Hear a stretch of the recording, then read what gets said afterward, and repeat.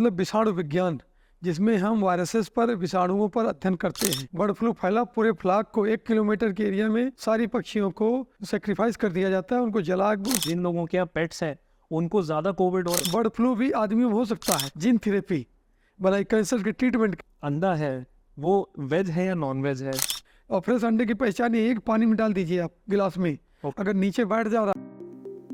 I am doctor A.K. Tiwari. I have been graduated from college of veterinary sciences Pantnagar in veterinary science and post graduation and doctorate from Indian Veterinary Research Institute in veterinary virology.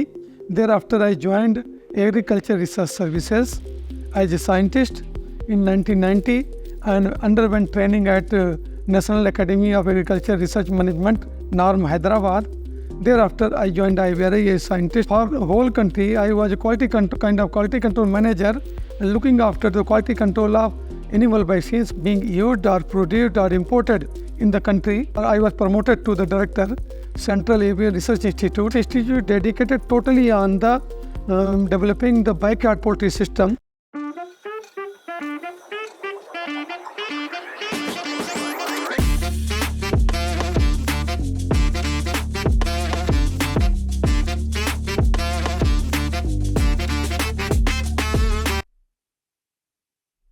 Jain sir, sir सबसे पहले तो मैं रजत और Shahzad true talks में आपका स्वागत करते हैं।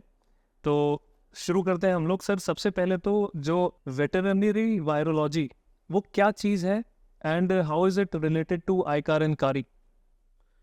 एक्चुअली वेटरनरी वायरोलॉजी का मतलब विषाणु विज्ञान, जिसमें हम वायरसेस पर, विषाणुओं पर अध्ययन करते हैं। ओके। तो वेटरनरी वायरोलॉजी में हम लोग पशु के विषाणुओं के बारे में, विषाणु जनित रोग हैं, एनिमल वायरल डिजीजेज के बारे में स्टडी करते हैं। और मुर्गियों में बहुत सारी बीमारियां विषाणुओं से होती हैं। जैसे आप देखेंगे बर्ड फ्लू का नाम बहुत कॉमन है, आप सभी जानते हैं। काफी कॉमन है हाँ, कि बर्ड फ्लू होती है। तो बर्ड फ्लू एक विषाणु जनित रोग है और 100% मोर्टेलिटी उसमें हो जाती है। और गवर्नमेंट के ऐसा भी नियम है कि यहाँ बर्ड फ्लू फैला, पूरे फ्लाक को 1 किलोमीटर के एरिया में सारी पक्षियों को सेक्रीफाइस कर दिया जाता है, उनको जला बर्न करके डीप बरियल किया जाता है। बर्न नहीं किया जाता, डीप बरियल कर दिया जाता है। राइट। तो एक बहुत भयंकर बीमारियां हैं, बहुत सारी बीमारियां हैं। बिल्कुल। तो इसी तरह विषाणुओं से होती हैं। तो वायरोलॉजी का तो हाँ बहुत उपयोग है टीके बनाने में, डायग्नोस्टिक्स में। ओके। तो सर क्योंकि हम लोग आज की तारीख में वैक्सीन्स की बात करते हैं, तो जैसे इंसानों की वैक्सीन आती है, जैसे आपने बताया, ऐसे ही जानवरों की भी वैक्सीन आती हैं। तो अभी तक की एक ऐसी वैक्सीन जो आपके कार्यकाल में बनाई गई हो और विशेष रूप से प्रयोग में आई हो और उसका उपयोग भी एक काफ़ी बड़े स्तर पे हो देश भर में, उसके बारे में कुछ जानना चाहेंगे? जब मैं IVRA में कार्यरत था एज विभागाध्यक्ष, तो हम लोगों ने एक पिग में, सूअरों में एक बीमारी होती है swine fever, classical swine fever जिसको कहते हैं हम। राइट। क्लासिकल स्वाइन फीवर की एक वैक्सीन बनाई हम लोगों ने, 2 वैक्सीन अदर बनाई। वो सेल कल्चर सिस्टम होता है जिसमें सेल को उसमें ग्रो करते हैं, इन विट्रो फ्लास्क में ग्रो करके वायरस को बनाई। वो IVF kind of, in vitro IVF, in vitro IVF नहीं कहेंगे उसको, सेल कल्चर सिस्टम में उसको बनाया। अच्छा। और उसको स्केल अप करना आसान होता है। बहुत सारी वैक्सीन जो है सेल कल्चर में बनती हैं, क्योंकि उनको स्केल अप करना आसान होता है। उसको बनाया हमने, उसके 5-6 साल लग गए उसको डेवलप करने में। उसके बाद वो वैक्सीन आजकल national animal control disease programme में यूज हो रही है नेशन वाइड। ओके। तो सर अभी जैसे कोविड आया तो बताया जा रहा था कि काफ़ी सारे ऐसे वायरसेस थे जो जानवरों में भी म्यूटेट हुए। तो क्या इन सारे जो वैक्सीन यहाँ प्रोड्यूस हुए, क्या उन पे भी कोई असर पड़ा, उनमें भी चेंजेस लाने पड़े, या इन लोगों ने कई सारे ऐसे मिथ्स बढ़ाए कि जिन लोगों के यहाँ पेट्स हैं उनको ज़्यादा कोविड हो रहा है क्योंकि पेट्स अपने हाथों से जो जर्म्स अट्रैक्ट कर रहे हैं उससे भी कोविड आ रहा है? तो क्या वो भी एक सच था या वो सिर्फ एक उड़ी हवा थी?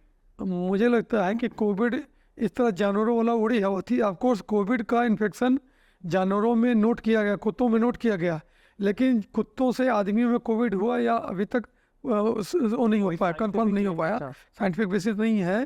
जानवर कुत्तों में कोविड के अगेंस्ट एंटीबॉडी डिटेक्ट हुई हैं। और इस तरह से एक टीका भी कुत्तों के लिए बनाया है हमारी क्वाइन रिसर्च सेंटर ने।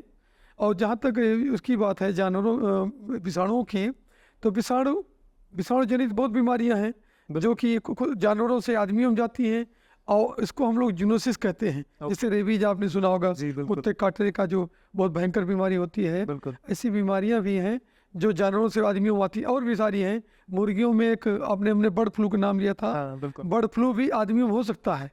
इसलिए जब बर्ड फ्लू फैलती है तो उस एरिया के सारे पक्षियों को एक तरह से मार के उनको दफना दिया जाता है कि जिससे आदमियों में न फैलने पाए। अच्छा तो बहुत रिस्की होता है। तो कई बीमारियां जानवरों से आदमियों में आती हैं और आदमियों से जानवरों में होने वाली बीमारियां हैं। तो इस तरह दोनों तरफ से हैं। तो आजकल तो बहुत सारी बीमारियां, क्योंकि हमारी पॉपुलेशन बढ़ रही है, बिल्कुल आदमी इनक्रोच कर रहा है, जो पशुओं की रहने की जगह थी जंगल कट रहे हैं, तो तरह तरह की बीमारियां जो कि लिमिटेड थी वाइल्ड लाइफ उसमें, वो आदमियों में आ रही है, क्योंकि वाइल्ड लाइफ कम होता जा रहा है, फॉरेस्ट कम कवर हो रहा है, तो इनग्रेस हो रही हैं सोसाइटी में भी। आपने जीका वायरस सुना होगा, बिल्कुल हांटा इन्फेक्शन सुना होगा, CCHF पहले आया था, क्रिमियन कांगो हीमोरेजिक फीवर है। ये सब बीमारियां पहले बहुत कम दिखती थी या कहीं अफ्रीका वगैरह थी, अब तो लेकिन आजकल हमारे यहाँ भी आने लगी, क्योंकि हमारा जो है रीच जो है हम फॉरेस्ट की तरफ बढ़ने लगा। बिल्कुल। फॉरेस्ट काट कर खेती करना शुरू कर दिए, intensive farming, intensive poultry farming, तो ये सब करें। इससे डिजीज जो है जूनोस्टिक डिजीज का प्रसार ज़्यादा हो रहा है। तो सर रिसेंटली अभी जो ये निफा वायरस का भी बड़ा एक न्यूज़ में आया हुआ है, और कह रहे हैं कि अगर किसी ऐसे पक्षी ने या किसी जानवर ने पर से अगर उस फल या सब्जी को खाया है तो उसका सेवन या किसी भी इनडायरेक्ट फॉर्म में भी करना निफा वायरस को बढ़ाएगा। तो बड़ा क्या वो भी एक ऐसा कहेंगे कंसर्न है जिसमें इंसान को थोड़ा सा एक बच के रहना चाहिए, मैं यूँ कहूँगा, या फिर इंसान को थोड़ा सा प्रिकॉशन लेने चाहिए? निपा वायरस बैट से फैलता है, चमगादड़ से। तो चमगादड़ पेड़ों पर लटकते हैं, फल को जूठा करते हैं, सलाइवा गिराते हैं, यूरिन गिराते हैं, उसके थ्रू फ्रूट्स जो है कंटामिनेट हो सकते हैं। ओके इसलिए हम लोगों को जहाँ जिस एरिया में निपा वायरस है या चमगादड़ है, ये खास ध्यान रखना चाहिए कि प्रॉपर हाइजीनिक फ्रूट को खाएं हम, क्योंकि निपा वायरस फैलने का खतरा चमगादड़ों से होता है। बिल्कुल चमगादड़ उसके लिए ज़्यादा पॉजिटिव है, तो इसलिए ध्यान रखना पड़ेगा, हमें हाइजीन को प्रॉपर मेंटेन करना पड़ेगा। सर, क्योंकि बात यहाँ पे जो एनिमल कंटामिनेटेड कंजम्पशन जो जानवरों में हो रहा है उससे बढ़ते हैं फिर कैंसर, तो जीन थेरेपी जो एक ऐसा सब्जेक्ट है उसका क्या इफेक्ट है उन कैंसर्स के ट्रीटमेंट पे जो जानवरों में हो रहे हैं? हमने असल में मैंने खुद एक प्रोजेक्ट किया है, नेशनल NATP कहते हैं, नेशनल एग्रीकल्चरल टेक्नोलॉजी प्रोग्राम जो था, राइट उसको हमने एक प्रोग्राम किया जिसमें जो वायरसेस जिसे बीमारियां करते हैं उनके जीन्स को लिया, उनको यूज किया कैंसर ट्रीटमेंट के लिए। उन जीन्स को लेकर के जीन थेरेपी बनाई कैंसर के ट्रीटमेंट के लिए। जी तो लोग बहुत हम लोग वायरोथेरेपी कहते हैं कि viruses use for treating the cancer. तो वायरस को हम कैंसर ट्रीटमेंट के लिए यूज कर सकते हैं, या हमने जीन लिया, वायरस जीन लिया तो वायरल जीन थेरेपी। तो इस तरह का अप्रोच आजकल बढ़ रहा है, क्योंकि आप देखे होंगे जानवरों में कहीं भी कैंसर ट्रीटमेंट महंगा सौदा है। बिल्कुल कैंसर ट्रीटमेंट कीमोथेरेपी है, आप देखिए वेरी कीमोथेरेपी बहुत टॉक्सिसिटी बहुत ज़्यादा है, आदमियों में अगर इलाज होता है तो बहुत पेनफुल है, बाल झड़ जाएंगे, खाना नहीं खा पाएगा, पेशेंट बहुत परेशान हो जाएगा। तो एक तरह से तो आप लोग जो है पूरे वर्ल्ड वाइड लगे पड़े हैं कि अल्टरनेटिव थेरेपी डेवलप करें, जिससे कि किसी को कम से कम टॉक्सिसिटी फैले। क्योंकि कैंसर इसलिए प्रॉब्लम है ट्रीटमेंट में कि नॉर्मल सेल जो है, कोई दवा हम बनाते हैं तो जो वायरस है तो वायरस को मारेगी, बैक्टीरिया तो बैक्टीरिया को मारेगी। कैंसर क्योंकि हमारी जैसी सेल है, अगर हम कैंसर सेल को मारना चाहते हैं तो हमारी जो हेल्दी सेल है वो भी मरने लगती हैं, इसलिए टॉक्सिसिटी है। इसलिए हम लोगों ने या बहुत सारी वर्ल्ड वाइड काम हो रहा है जीन थेरेपी पर, जीन थेरेपी को टारगेट करेंगे केवल कैंसर सेल में जाए, तो इस तरह करके लोग अप्रोच कर रहे हैं। लेकिन लंबा रास्ता है, इतना आसानी से बिल्कुल हमें इतना ये ट्रीटमेंट नहीं मिल रहा है। एनिमल में हम खास सोचते थे कि कीमोथेरेपी अफोर्डेबल नहीं है, जानवर अगर 50,000 का है तो कोई किसान जो उस पर 60,000 रुपये नहीं लगाएगा, इमोशनली अटैच होगा तो वो लगा देगा, बिल्कुल लेकिन नहीं लगाएगा। तो पूरा हम लोगों का ध्येय था कि सस्ता इलाज जानवरों के लिए उपलब्ध कराएं, सर्जरी भी महंगी पड़ती है। तो इस तरह हमने वायरस थेरेपी या जीन थेरेपी शुरू किया था, वो प्रोग्राम था, उसमें कुछ सक्सेस मिली थी, पर आगे वो कंटिन्यू कर रहे हैं, लोग आगे देख रहे हैं। सर, ये भी एक बहुत बड़ी बात है आपने जो कही कि जिन लोगों को लगाव है, क्योंकि आज की तारीख में भी लोग, मैं अगर एनिमल सेंट्रिक भी बात करूं तो चाहे वो डॉग्स हो या कैटल हो, इंसान उसको कमर्शियल पर्पस के लिए यूज़ करता है तो लगाव का बड़ा कम फैक्टर होता है, और एक बार उसका पूरा इस्तेमाल निकल गया तो फिर वो उसको बिल्कुल ही लावारिस तौर पे छोड़ देते हैं बेचारा, या तो जानवर कहीं ना कहीं कतरा के मर जाता है या बीमारी से मर जाता है। तो बहुत ही एक सही बात है। सर, आपके इंटरव्यू से पहले जब हम लोग अपनी टीम एक रिसर्च कर रही थी तो हमने कारी के बारे में पढ़ा, which is centre avian for research institute. Sir, हम लोगों को ये लगता था ये ज़्यादातर सारी चीज़ें इसमें पक्षियों से रिलेटेड हैं। फिर हमने जब गूगल पे पढ़ा तो इसमें पोल्ट्री और भी सारी चीज़ें थी। तो सर, आपके पूरे वर्क एक्सपीरियंस में, इतना लंबा एक्सटेंसिव एक्सपीरियंस आपका रहा है, उसमें सबसे ज़्यादा फोकस आपका किस वैक्सीन या कौन से ऐसे एनिमल या कौन से ऐसे उस पे रहा, एक किस जानवर पे जो आपने सबसे ज़्यादा काम किया और उस पर्टिकुलर कैटेगरी को उससे फ़ायदा भी हुआ? ये मेरा पर्टिकुलरली पोल्ट्री डिजीज पर ही रहा। ओके। क्योंकि मैं मुक्तेश्वर में था, पहले गोट पार्क पर काम करता था, गोट पार्क्स पर 3 साल वहाँ काम किया। वहाँ आने के बाद यहाँ हमने मुर्गियों की बीमारी होती है जिसको रानीखेत बीमारी या न्यूकासल डिजीज कहते हैं, गम्बोरो की बीमारी होती है, तो इन पर हमने काफ़ी काम किया। हमने पहले डायग्नोस्टिक्स बनाए जो आजकल के डायग्नोस्टिक्स, जैसे आपने कोविड में सुना RT-PCR कर लें, PCR कर लें, उस तरह टेक्निक हमने बनाई क्योंकि बहुत सेंसिटिव है टेक्निक, तो हमने उनको बनाया। उसके बाद फिर हमने नया आइडिया होगा कि क्यों ना एनिमल कैंसर के लिए पोल्ट्री वायरस को यूज करें। तो हमारा मोस्टली फोकस 8-10 साल काम हमने फिर इसमें किया कि एनिमल वायरसेस को, पोल्ट्री वायरस को, खास करके न्यूकासल डिजीज को, बाद में हमने कुत्ते के वायरस को यूज किया कैंसर ट्रीटमेंट के लिए, जीन थेरेपी बनाने के लिए। और फिर फाइनली जब हो गया तो वैक्सीन डेवलपमेंट में, क्योंकि हमारा विभाग चेंज हुआ, तो मुर्गियों की वैक्सीन ऑलरेडी अवेलेबल है। आजकल भी हम लोग कुछ काम कर रहे हैं वैक्सीन बनाने का, हमारा स्टूडेंट काम कर रहा है। राइट। लेकिन हमने फिर वहाँ, क्योंकि जो पिक्स की बीमारी है उस पर फिर टीका बनाने का काम शुरू किया। क्योंकि उस समय नीड थी। पहले टीका जो बनता था वो रैबिट में बनता था, मुर्गी उसको पिक के भी वायरस को रैबिट में डालेंगे, गिनी पिग काइंड ऑफ। नहीं रैबिट, पूरा रैबिट में। अच्छा। उसके बाद एक रैबिट से 60 खुराक बनेगी मुश्किल से। अच्छा। तो आपको चाहिए 9 मिलियन 10 मिलियन पिग हैं, तो आपको 5-6 मिलियन डोज चाहिए, तो कितने रैबिट मारने पड़ेंगे। तो हम लोगों ने सेल कल्चर सिस्टम में उसको ले आए।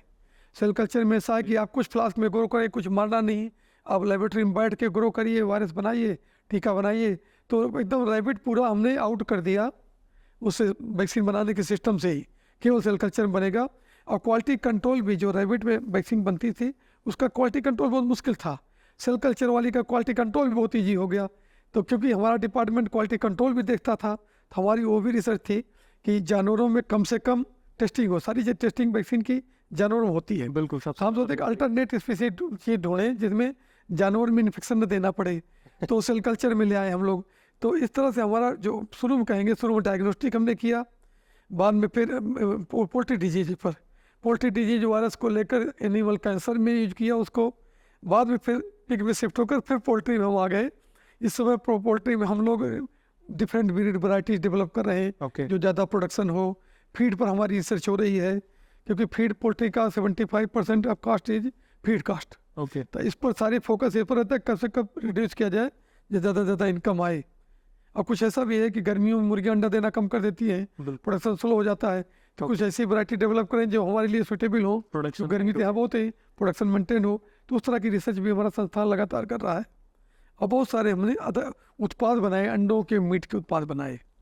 सर, अंडों की यहाँ बात हुई है तो एक बड़ा पेचीदा सा सवाल है जो हर इंसान जानना चाहता है कि क्या जो अंडा है वो वेज है या नॉन वेज है, और क्या इसके बारे में मिथ है जो आज तक फैले हुए हैं? अंडों के बारे में मुझे लगता है कि ज़बरदस्ती भ्रम फैलाया जा रहा है। अंडा टोटली वेजिटेरियन फूड है, क्योंकि जो टेबल एग हम खाते हैं उसमें कहीं भी काक इन्वॉल्व नहीं होता। वो केज में या फ्री रेंज में होगा तो मेल रखेंगे नहीं। आजकल तो जब चूजा होगा उसी समय सेक्सिंग करके मेल को किनारे कर दिया जाता है, केवल फीमेल को ही लेते हैं, क्योंकि नहीं तो कॉस्टली अफेयर है। उनको भी अगर आप 50% खिलाते रहें तो आपका अंडे की कीमत तो दुगनी तिगनी हो जाएगी। तो इस तरह अंडा में जब काक नहीं है तो एक तरह से पूरा वेजिटेरियन है। उसको आप आलू कह सकते हैं, उस आलू जैसा ही वेजिटेरियन है, एक सिंगल सेल है, प्रोटीन है, फुल्ली वेजिटेरियन है। तो इसलिए हम तो ये कहेंगे कि आप सबको क्योंकि एक अंडे में जैसे बता रहा था 72 किलो कैलोरी एनर्जी होती है, और 6 ग्राम से 7 ग्राम प्रोटीन होती है। एक अंडे का वजन नॉर्मल मुर्गी के 52 ग्राम होता है, कुछ ज़्यादा के होते हैं कुछ कम के होते हैं, लेकिन स्टैंडर्ड 52 ग्राम में आपको 6 ग्राम प्रोटीन मिल रही है, 5 ग्राम जो है उसमें कार्बोहाइड्रेट मिल रहा है। तो एक तरह से अगर बच्चों को खिलाया जाए या कुपोषण जहाँ है वहाँ अंडे को रिकमेंड किया जाए। हम तो कहते हैं मिड डे मील में जो गवर्नमेंट का प्रोग्राम है गाँव में या स्कूलों में, सरकारी स्कूलों में, उसमें अंडे को मैंडेटरीली इंक्लूड किया जाए, जिससे क्योंकि मोस्टली कुपोषण गाँव में है। तो गाँव में आराम से कुपोषण से लड़ने के लिए उसमें आराम से मिल सकता है अगर अंडे खाएं। कोविड में देखेंगे, जब पहला कोविड 2020 में हुआ, लोगों ने भ्रम फैलाया। भ्रम भी कंपनी फैलाती है एक दूसरे को डाउन करने के लिए, मतलब कि कोविड अंडे से कोविड फैल रहा है। आप विश्वास नहीं, कई करोड़ों रुपए का नुकसान हो गया। लोगों ने मुर्गी चिक्स को मार के दफना दिया, क्योंकि न तो काम करने वाला बचा कोविड के चक्कर में, और जो मुर्गे थे उनको कोई खाने वाला नहीं था। तो गवर्नमेंट 12 अप्रैल को एक्शन में आई, उसने सर्कुलर निकाला कि नहीं भाई ऐसा कुछ नहीं है, कोविड खाएंगे इम्यूनिटी बढ़ेगी, कोविड में अंडा खाएंगे, मीट खाएंगे, इम्यूनिटी बढ़ेगी। तब रिकमेंड हुआ, तब तक बहुत देर हो चुकी थी। तो सेकंड कोविड आया, बहुत सारी गवर्नमेंट ने कोविड डाइट में अंडे को इंक्लूड कराया, जिससे इम्यूनिटी बढ़े, आदमी हेल्दी रहे, स्वस्थ रहे, और कोविड से लड़ने की क्षमता उसकी बढ़ जाए। तो इस तरह से सबको खाना चाहिए। अब तो सर जब आप ऑब्वियसली एक जो चीज़ बता रहे हो, जो मैं भी मानता हूँ कि अंडे का सेवन करना काफ़ी ज़्यादा हेल्दी होता है और इसके फ़ायदे भी ज़्यादा हैं, और अब तो जब आपने बताया कि वो एक प्रॉपर वेजिटेरियन है और उसी कैटेगरी में भी आता है, तो कई लोगों ने ऐसा ऑब्जर्व करा कि जो उन्होंने एग खरीदे तो उसमें कुछ पार्टिकल्स थे रेड कलर के, या क्लॉट कहें, या there was some sort of concentration of a reddish colour element in that egg. तो उसके चलते लोगों के मन में फिर वो प्रूफ आया कि नहीं देखिए साहब, ये तो ऐसा हिस्सा है जिसमें ब्लड है या उस तरीके का है। तो वो क्या चीज़ हो सकती है जो वो भी एक मिथ है? नहीं, एक अगर इसमें एक बात बताएं आपको, अंडा अगर फ्रेश होगा, ओके, अंडा अगर फ्रेश होगा तो अंडा का एक तो फ्रेशनेस देखना चाहिए। अंडा पुराना होता तमाम तरह की प्रॉब्लम दिखती है। अगर अंडा पुराना हो गया, एक्सपायर्ड होगा, तो उसमें इन्फेक्शन होगा, बैक्टीरिया ग्रो करेंगे, उसका स्लेमी सा ज़्यादा हो जाएगा, योग वगैरह डालेंगे फटने लगेगा, ये सब प्रॉब्लम आती हैं। तो उससे लोग कंफ्यूज होते हैं थोड़ा सा। और उसमें कई बार हो सकता है कि जो आप अंडा लिए हों, क्योंकि ब्लड तो नहीं आना चाहिए किसी तरह से, अंडे में ब्लड टिंज नहीं होना चाहिए, लेकिन बैक्टीरिया ग्रोथ होते हैं, कई बैक्टीरिया ऐसे होते हैं रेडिश टिंज दे सकते हो ग्रोथ के बाद। तो वो अंडा हो सकता है स्पॉइल्ड एग रहा हो, जिसमें आपने देखा हो। अगर अनफर्टाइल है, स्पॉइल्ड एग है, तो कई बैक्टीरिया तरह तरह के कलर छोड़ते हैं, वो पॉसिबिलिटी है। तो हम तो यही कहेंगे कि अंडा फ्रेश खाएं, और फ्रेश अंडे की पहचान ये है कि पानी में डाल दीजिए आप गिलास में। अगर नीचे बैठ जा रहा है तो बढ़िया है, ताज़ा। अच्छा, अगर तैर रहा है तो अंडा जो है पुराना हो गया है। सर वो पानी नॉर्मल वाटर, हमारा नॉर्मल वाटर लें, गिलास में घर में पीते उसमें डालें, बैठ जा रहा है तो अंडा आपका ताज़ा है। अगर अंडा तैरने लगा तो अंडा पुराना है। उसके बाद फिर अंडे में दुर्गंध भी आ जाएगी अगर ज़्यादा पुराना हो गया तो इस तरह के बहुत सारे हैं। तो मुझे लगता है कि अगर ताज़ा अंडा होगा तो इस तरह कुछ दिखेगा नहीं। अनफर्टाइल अंडा है, ताज़ा अंडा है, तो उसमें कोई रेड टिंट आएगी नहीं। मैं समझता हूँ सर आपके तरफ से जो ये एक मैसेज जाएगा, बहुत सारे लोगों के कंसेप्ट्स क्लियर भी होंगे और कहीं ना कहीं ये मिथ भी दूर होगा, एक हद तक दूर होगा, कि जो एक धारणा बनी हुई थी कि सब एग जो है वो नॉन वेजिटेरियन है, नहीं खा सकते, उसमें ऐसी चीज़ें हैं वैसी चीज़ें, तो ये भी बहुत हद तक मैं समझता हूँ दूर हो जाएंगे, क्योंकि इससे बड़ा साइंटिफिक प्रूफ और हो नहीं सकता, क्योंकि जिस डिपार्टमेंट में उसका सबसे ज़्यादा काम हो वहीं से एक ऐसा अगर प्रूफ आ रहा है तो जाहिर सी बात है उसका काफ़ी फ़र्क पड़ेगा। मैं तो ये कहना चाह रहा हूँ, अंडे को जैसे मैं बताता हूँ कि अंडा एक विटामिन बम कह सकते हो आप। इस full of vitamins, different type of vitamins, A D C, हड्डियों को भी मजबूत करेगा, डिफरेंट मिनरल्स, पूरा मिनरल। तो एक तरह से एक अंडा एक कंप्लीट फूड है, और जो कि अनअडल्टरेटेड है। कोई दुनिया का हर फूड में मिलावट हो सकती है, अंडा में कोई मिलावट नहीं कर सकते आप, किसी किस्म की मिलावट नहीं हो सकती। तो अंडा भगवान की तरफ से, ईश्वर की तरफ से, नेचर की तरफ से एक ऐसी देन है इस आदमियों को, ह्यूमन बीइंग को, कि वो फुल ऑफ विटामिन, मिनरल्स और कैल्शियम सब कुछ है उसमें। तो उसको खाएं तो स्वस्थ रहें, इसमें किसी मतलब ठीक ही ठीक है। बहुत ज़बरदस्त सर, आज आपने इस बारे में जानकारी दी और मैं समझता हूँ काफ़ी ज़्यादा लोगों को मदद मिलेगी।